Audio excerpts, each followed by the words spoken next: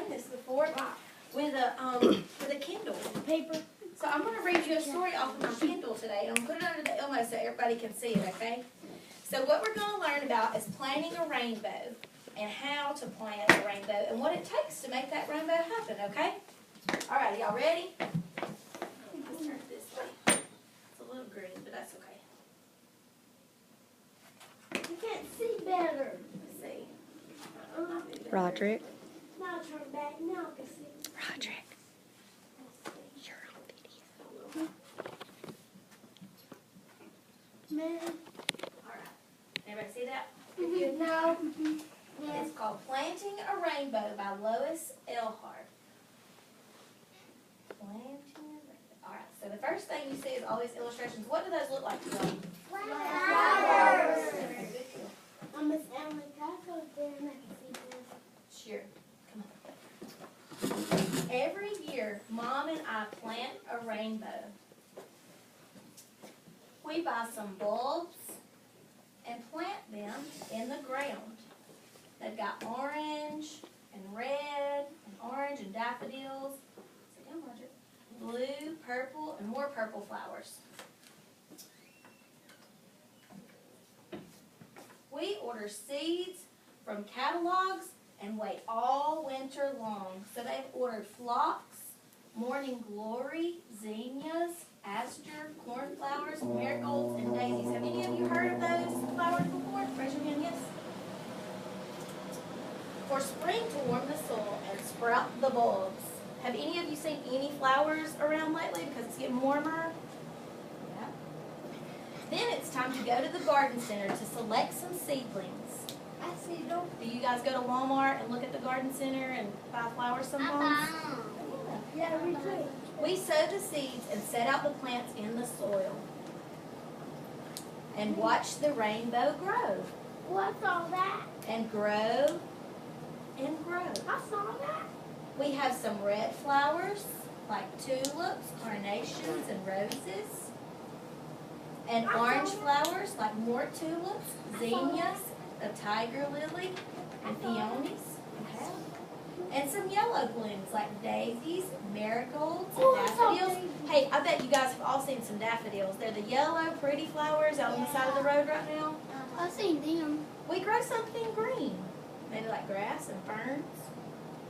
And some blue flowers, like morning glories, hyacinth, and cornflowers. And some purple flowers too, like an iris, violets, asters, and pansies. Pansies are cold weather flowers. Those are probably blooming really good this week, don't you think? All summer long we pick them and bring them home. And when summer is over, we know we can grow our rainbow again next year. Oh, me. And there's that pretty rainbow of flowers. Oh, that's Okay, so what we're going to talk about and what we're going to learn from this book is what it takes to make a flower grow. So Miss Emily made a pretty big poster about what it takes to make a flower grow. And we've talked about, you guys have talked about plants and what makes them grow. You remember a little while back? And we've been talking about weather too. So sometimes you have to have the right weather to make things grow. You have to have water. And what comes from, how do you get water from the sky? It's gonna rain. Rain. It's gonna rain. And you have to have sunshine. Sunshine. And then this is the part of, and you've got to have soil. Rain. And then once you have all of those things, you get a flower. And you got a flower, and it attracts the animals and insects to help with pollination and multiplying seeds. I saw that. And then the seeds come from the inside of the flower. Do y'all see that right there? Yeah. I saw it. I saw it in my garden. You did. Behind my And the seeds grow new flowers, don't they? Okay, and then once you see all this, but the first thing that has to happen is the flowers have to take root. And the roots give the flowers food and water. And then once that root happens, the stem starts to pop up.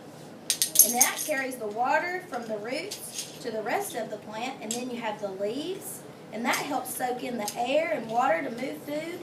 And then the other part, like we talked about, was the flower. And it attracts animals and insects to help with the pollination and multiplying seeds. And those seeds are from where?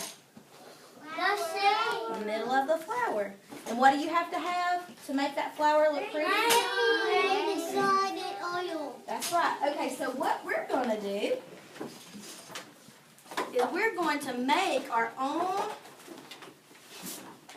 picture of what it should look like to grow a flower. And you're gonna do all the parts of this flower and all of the parts that need to happen to make this flower pretty. And then we're gonna put it on our bulletin board. Okay? Alright. So I'm gonna give it all out to you, but first we're gonna talk about the directions, okay? So Miss Emily is gonna give you what are you doing? I'm gonna give you the one blue piece of paper first, and you're gonna need your toolbox and your glue. And then you're gonna plant. You're gonna do your soil first because you have to have soil to grow a flower, right? Okay. Then you're gonna get your green, and you're gonna cut for a stem, and you're gonna cut out leaves. And then I'm gonna either give you orange or purple or both. And then you're gonna cut out the petals for the flower, okay? And you see how I made the flower here? And then you're gonna cut out with the yellow, you're gonna do a circle for where the seeds live, the sunshine, and I'm also gonna need you to illustrate the rain for the water and the roots, and the brown is already for your soil. So I'm gonna go ahead and pass those out for y'all. And this is gonna take some time, but once you finish cutting out and gluing and making it look like a really pretty flower, and y'all know how to do that because you did that in art with Miss Harrison. Yeah. You're gonna label everything. And I know you know how to do that too because you are smart, but you're going to label the soil and the roots and the leaves and the stem and the flower and the air and the water and the sunlight, okay? And I want you to be creative. I want to see what kind of flowers y'all can make, okay? All right. Roger, are you going to sit down so you can do your flower? All right. Let's put this one. Hey, I can look back. Stop.